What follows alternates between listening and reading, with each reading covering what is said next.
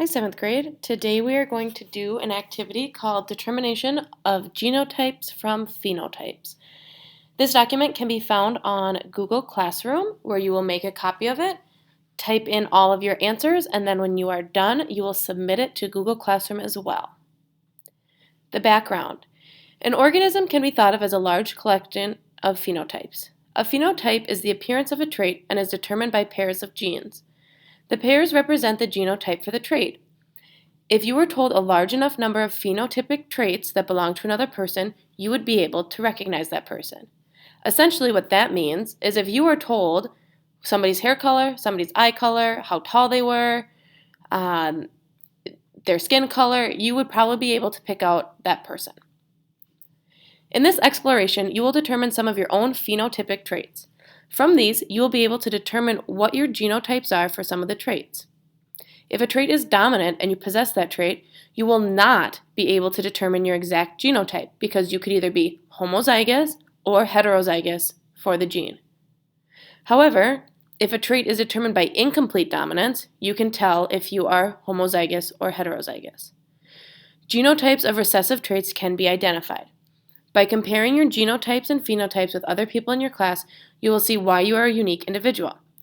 Given the almost limitless number of gene combinations, it's almost impossible that anyone will have all the same traits as you.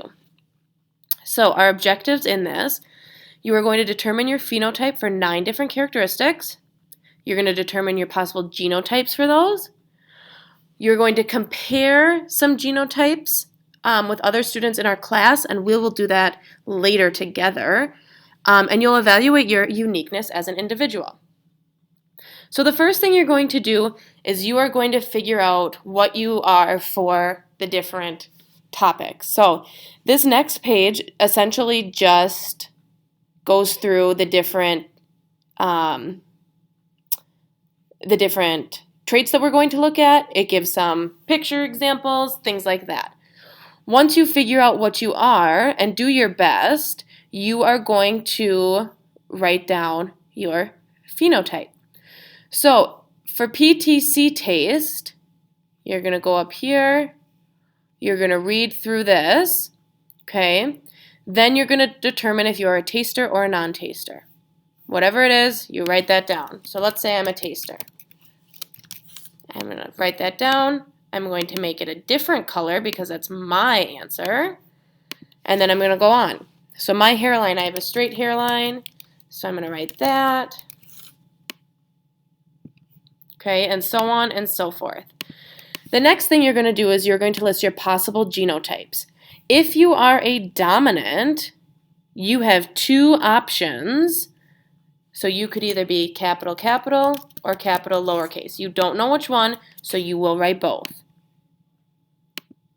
Okay, for recessive, a straight line is recessive, so I know that that is going to be 2 lowercase letters. Okay, down here, the hair texture and the inter-eye distance, those ones are the ones that are in complete dominance, so you will have specific genotypes for that to follow. And again, that is all described right up here. After you finish this table, you have 6 questions to answer. Do your best to answer those. Please make sure those are in a different color. And when you are done, you can submit this. This activity will take us 2 days to do, but if you want to just get through all of it at once, that is fine too. If you have questions, let me know. Otherwise, you have this document and you can read the directions and you can come back to this video for any other clarifications.